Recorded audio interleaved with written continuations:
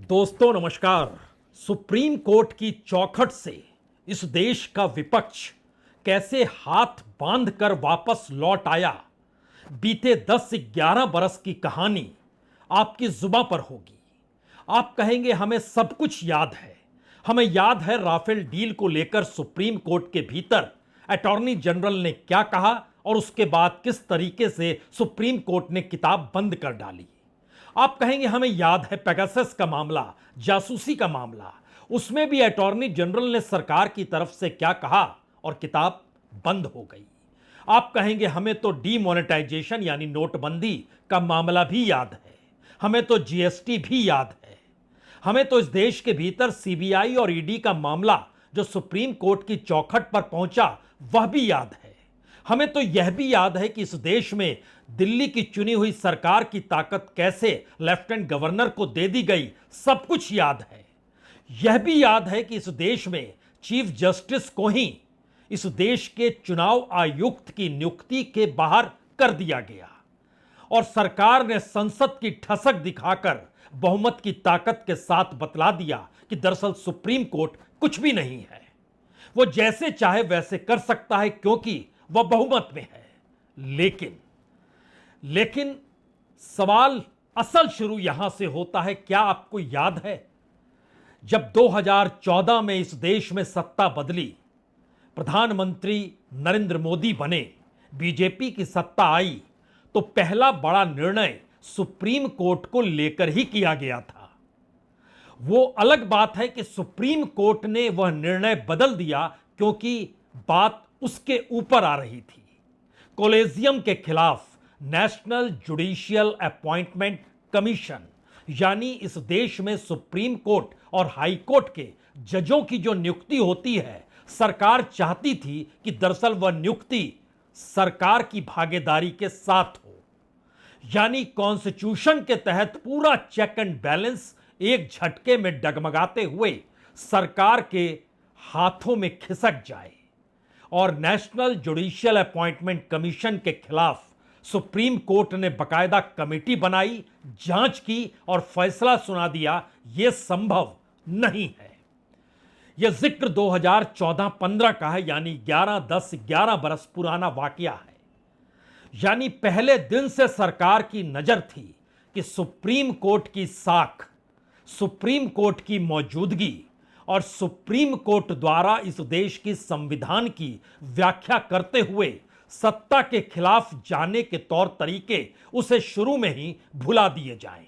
ठीक वैसे ही जैसे चुनाव आयुक्त की नियुक्ति सरकार करती है, सरकार के दो लोग, प्रधानमंत्री और गृह मंत्री, विपक्ष का एक व्यक्ति यानी एलओपी यानी अपोजिशन लीडर, 2-1 से फैसला हर बार होगा। यह परिस्थिति कोलेजियम के ताकत को खत्म करके सरकार के जरिए नियुक्ति की दिशा में बढ़ता हुआ कदम था। तब किसी ने सोचा नहीं था कि इस देश के भीतर एक वक्त ऐसा भी आएगा जब सुप्रीम कोर्ट ऐतिहासिक फैसला देगा और उस ऐतिहासिक फैसले पर ही बुलडोजर चल जाएगा। जी, याद कीजिए 13 नवंबर 2024, उस दौर में जो जजों की बेंच बैठी उसमें एक जस्टिस बीआर गवई थे, दूसरे जस्टिस के बी विश्वनाथन थे। दोनों ने कहा यह कैसे हालात हैं कि न्याय बुलडोजर के तहत कुचला जा रहा है। इस देश के भीतर कानून का राज है ही नहीं। ऐसा लगता है कि चुनी हुई सत्ता ने कानून भी अपने हाथ में ले लिया और यह मान लिया कि वो जो मन चाहे सो कर सकती है। तो ऐसे में ऐतिहासिक फैसला 13 नवंबर 2024 को यह कहकर दिया गया कि अगले 1 बरस के भीतर ऐसा कुछ भी नहीं होना चाहिए और इसके लिए एक लंबी फहरिस्त सुप्रीम कोर्ट ने दे डाली। लेकिन सुप्रीम कोर्ट की साख धीरे धीरे क्या इतनी खत्म हो गई कि आज की तारीख में सुप्रीम कोर्ट का फैसला भी कोई मायने नहीं रखता है। बात उत्तर प्रदेश से निकली थी, बात राजस्थान तक गई, बात गुजरात तक गई, अब वहां से निकलकर पंजाब होते हुए महाराष्ट्र तक पहुंच गई। और महाराष्ट्र के भीतर जब बुलडोजर चला तो एक बार फिर सुप्रीम कोर्ट को कहना पड़ गया कि जो हो रहा है उससे लगता है कि कानून का राज खत्म हो गया। लेकिन सुप्रीम कोर्ट की भाषा सीधे नहीं कहती है।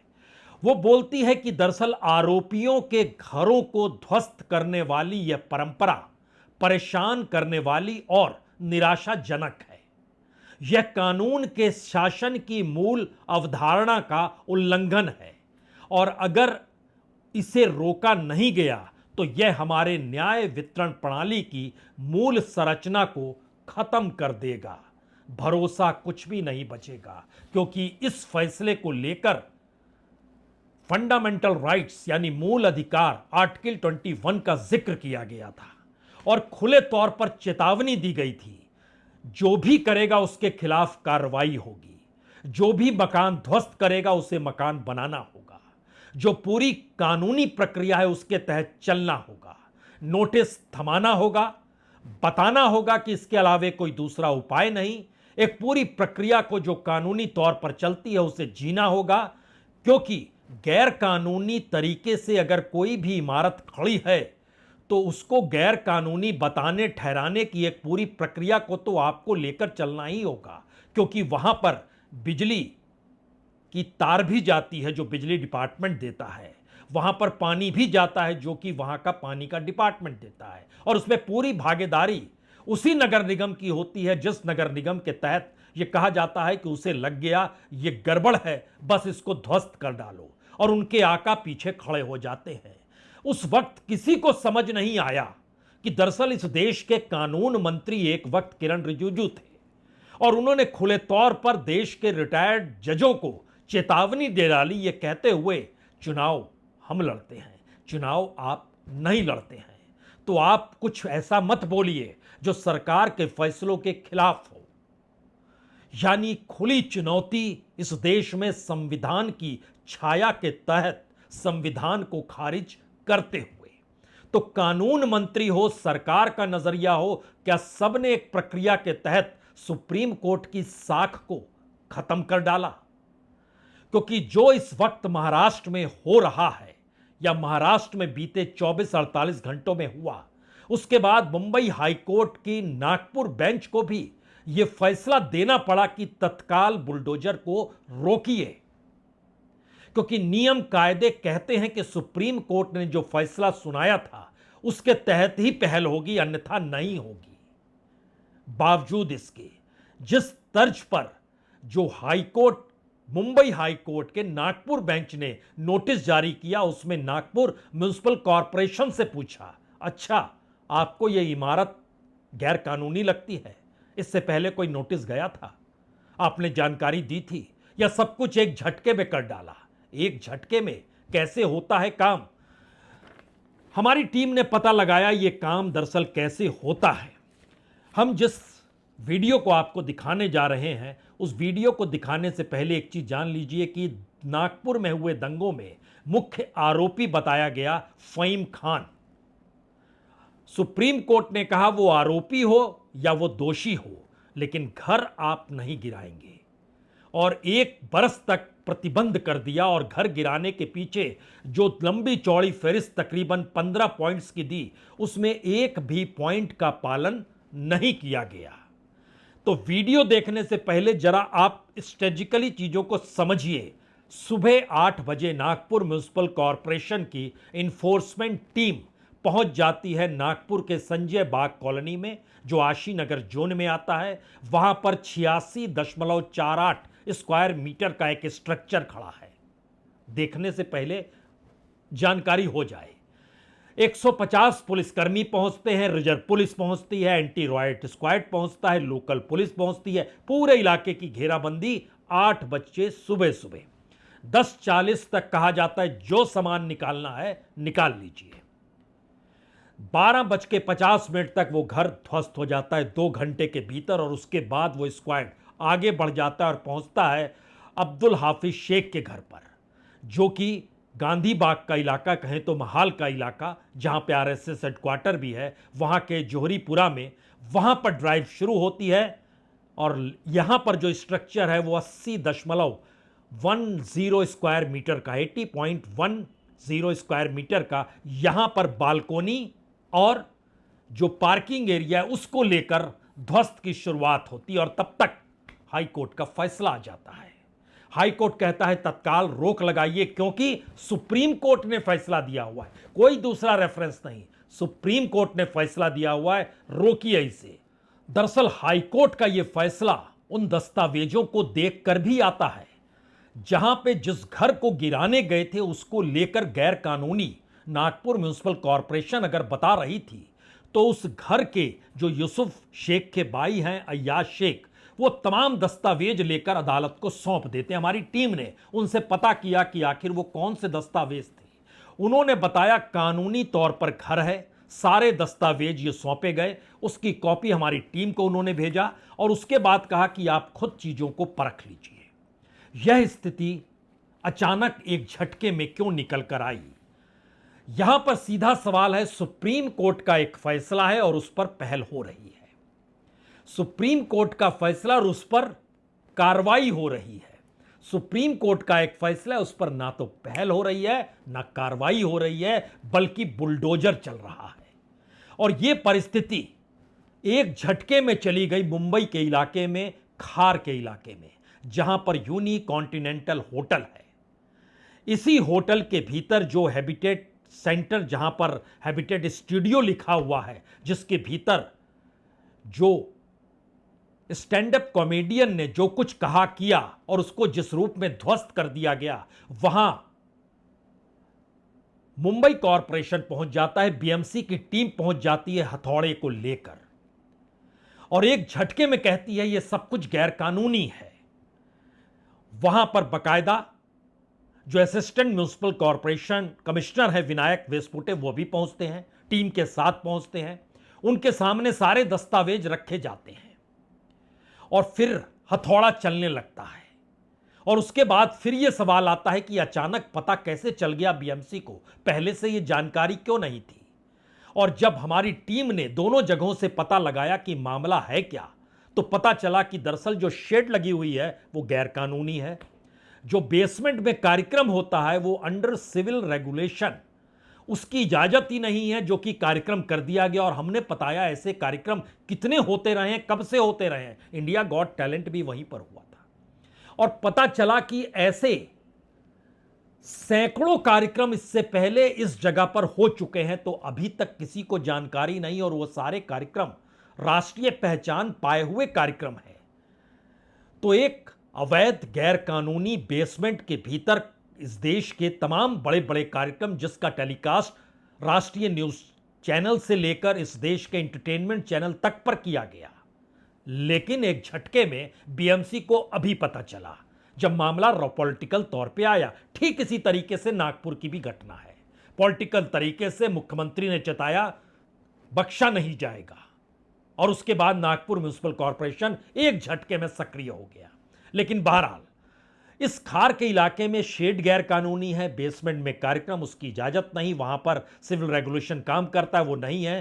होटल के स्ट्रक्चर में कुछ कुछ बदलाव कर दिए गए, एक फानूस लगा दिया गया, एक शीशा लगा दिया गया, एक बेसिन लगा दिया गया।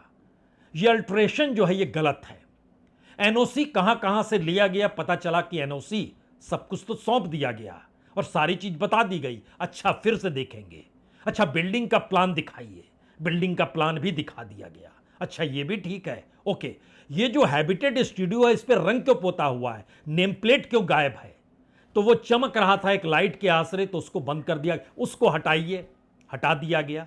घुसने और निकलने के रास्ते जो दिखाए गए हैं, इससे हटकर एक और रास्ता नजर आ रहा है। ये रास्ता कैसे है?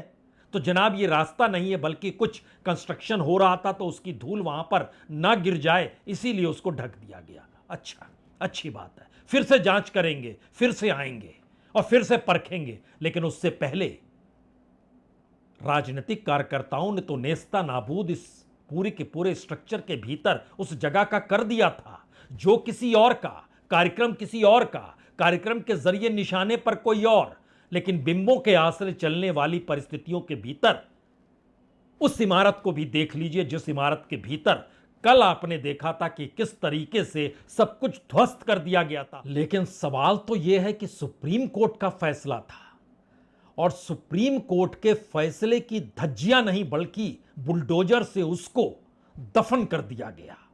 तो क्या सुप्रीम कोर्ट कार्रवाई करेगा? क्योंकि फैसले में बहुत साफ तौर पर सुप्रीम कोर्ट ने लिखा कि यह पूरे तरीके से इस देश के नागरिकों के फंडामेंटल अधिकार, मूल अधिकार को छीन लेता है जब आप किसी का घर ध्वस्त कर देते हैं। और सुप्रीम कोर्ट के फैसले को नहीं मानना यह कंटेम्प्ट ऑफ कोर्ट है, यानी अदालत को नहीं मानने की परिस्थिति इस देश में खुले तौर पर राजनीति ने कर डाली। इस देश के भीतर में लोगों के मूल अधिकार खुले तौर पर छीन डाले। मसला इस देश के भीतर की सामाजिक, राजनीतिक, आर्थिक, सांस्कृतिक तमाम परिस्थितियों के बीच सवाल तो एक ही है। इस देश को संविधान से चलना है। संविधान कानून के राज पर मुहर लगाता है। उसको लेकर कोई भी व्याख्या गलत तरीके से अगर इस देश में राजनीतिक तौर पर होगी या फिर कानूनी कार्रवाई करते समय उस समय कुछ गड़बड़ियां होगी तो सुप्रीम कोर्ट इसे देखेगा। सुप्रीम कोर्ट ने सारी परिस्थितियां देख डाली थी। 761 मामले थे जब बुलडोजर का मामला सुप्रीम कोर्ट में फैसले के दिन तक आया, यानी 13 नवंबर 2024 से पहले 761 मामले इस देश में अलग अलग जगहों पर, वो उत्तर प्रदेश हो सकता है, वो मध्य प्रदेश हो सकता है, वो गुजरात हो सकता है, वो तमाम राज्यों के भीतर चलते हुए बुलडोजर के आश्रय 761 मामले। और उसके बाद 1 बरस की रोक सुप्रीम कोर्ट ने लगाई। और 13 नवंबर के बाद से अगर आप गिनना शुरू कीजिएगा तो आप कहेंगे अच्छा अभी तो 4 महीने हुए हैं। इस 4 महीने में तकरीबन 111 मामले बुलडोजर के कैसे हो गए अलग अलग जगहों पर। और बुलडोजर का मतलब था कि 111 बार सुप्रीम कोर्ट के फैसले की अवहेलना की गई। उन 111 में से 67 मामले तो सीधे तौर पर उस दिशा में इंगित करते हैं जहां पे लोगों के मूल अधिकार को छीनना और कंटेम्प्ट ऑफ कोर्ट करना, क्योंकि ना तो 15 दिनों का नोटिस, ना इस बात की कोई दरकार अधिकारी के जरिए कि हां यही करने के अलावे कोई दूसरा चांस नहीं ले सकते हैं, कोई दस्तावेज नहीं। तो बचा क्या? क्योंकि जो फैसले थे उसमें तो अफसर के खिलाफ कार्रवाई होनी है। ऐसे में मामला सुलझाने के काबिल है या नहीं, है पूरी रिपोर्ट सौंपनी है, बतलाना है आपको बुलडोजर ही क्यों जरूरी है। एक भी गाइडलाइन टूटी तो हर शख्स के खिलाफ कार्रवाई का वादा है सुप्रीम कोर्ट का। सिर्फ आरोपी और दोषी, आरोपी ही नहीं दोषी होने पर भी घर नहीं गिराना है, यानी नोटिस भी देना है और पूरी कानूनी पहल भी करनी है। तो क्या कानून का इंतजार कौन करे? और कानूनी कार्रवाई के मातहत इस देश के भीतर में चीजों को परखा जाए, क्या ऐसी स्थिति आ गई है? और ऐसे में सुप्रीम कोर्ट की साख, उसके फैसले कोई मायने नहीं रखते हैं, क्योंकि नागपुर हाई कोर्ट जो मुंबई हाई कोर्ट की बेंच है, अगर वहां से फैसला नहीं आता तो जो दूसरा घर भी गिर रहा था वह भी ढह जाता। अब यहां पर दोबारा से लौट चलिए वो पहली वाली परिस्थिति में कि आखिर सरकार चाहती क्या है। जब राफेल डील का जिक्र आया था और उसमें कहा गया था कि कमीशन ली गई, तो सरकार की तरफ से अटॉर्नी जनरल ने कहा था कीमत बतला देंगे तो भारत की सुरक्षा में सेंध लग जाएगी, पता चल जाएगा कि उस जहाज के भीतर कौन कौन से इक्विपमेंट हैं, मत पूछिए हमसे। सुप्रीम कोर्ट ने कहा अच्छा राष्ट्रीय सुरक्षा का मसला है, नहीं पूछेंगे। पेगासस आया, पेगासस में पूछा गया, दुनिया के कई देशों में पूछा गया, यहां सुप्रीम कोर्ट ने भी पूछा अच्छा जो सॉफ्टवेयर आप इस्तेमाल कर रहे हैं क्या वो ये वाला है? कहा गया नहीं बताएंगे, राष्ट्रीय सुरक्षा पर खतरा आ जाएगा। सुप्रीम कोर्ट ने कहा अच्छा राष्ट्रीय सुरक्षा का मसला है, छोड़ देते हैं। नोटबंदी के दौर में लाइन में लगे लगे सैकड़ों लोगों की मौत हो गई, मामला सुप्रीम कोर्ट के भीतर गया। सुप्रीम कोर्ट ने इस मुद्दे पर चुप्पी थाम ली और कहा कि देखिए ऐसा है, गलत तरीके से नोट छापे जा रहे थे, नकली नोट आ रहे थे, तो सरकार का जो फैसला है वो अपनी जगह ठीक है, लेकिन सवाल था जिस डिजाइन में यह फैसला लिया गया उसके बाद इतने नागरिकों की मौत को लेकर कुछ कहा जाएगा? सुप्रीम कोर्ट ने खामोशी बरती। शेयर बाजार के लेकर जब सेबी पर उंगली उठी, सुप्रीम कोर्ट ने सेबी से ही कह दिया आप ही को तो नियामक संस्था मानते हैं, आप ही जांच करके बताइए, और बाद में पता चला कि सेबी ही गड़बड़ियों में शामिल है। सुप्रीम कोर्ट खामोश रहा। इस देश के भीतर दिए जाने वाले फैसलों को लेकर वो इलेक्टोरल बॉन्ड के भीतर इलेक्टोरल बॉन्ड असंवैधानिक है, लेकिन इलेक्टोरल बॉन्ड से आया हुआ पैसा संवैधानिक कैसे हो सकता है? सुप्रीम कोर्ट खामोश रहा।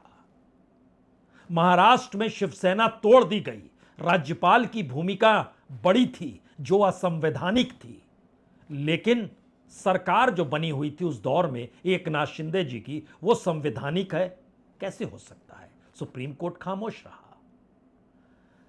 इस देश में चुनाव के भीतर हर स्टेज में वोट बढ़ जाता है। इस देश के भीतर जितने वोटर महाराष्ट्र में, उससे ज्यादा वोट कैसे पड़ सकते हैं? जिस कॉन्स्टिट्यूंसी का जिक्र किया गया विपक्ष के जरिए, सुप्रीम कोर्ट खामोश रहा।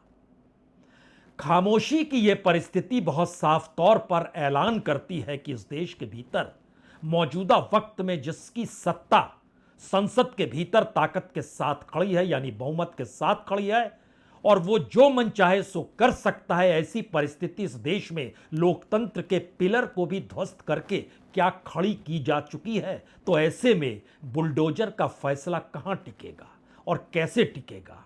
फिर भी आग्रह तो सुप्रीम कोर्ट से ही करना है। चीफ जस्टिस संजीव खन्ना तत्काल कार्रवाई करें। जो 13 नवंबर 2024 को सुप्रीम कोर्ट के 2 जजों की बेंच ने फैसला सुनाया था कि अगर अवहेलना होगी तो ये कार्रवाई होगी, वो कार्रवाई करें। इस देश का भरोसा कुछ तो लौटेगा, उम्मीद कुछ तो जगेगी, अन्यथा बुलडोजर तो है ही। बहुत बहुत शुक्रिया, बहुत बहुत शुक्रिया।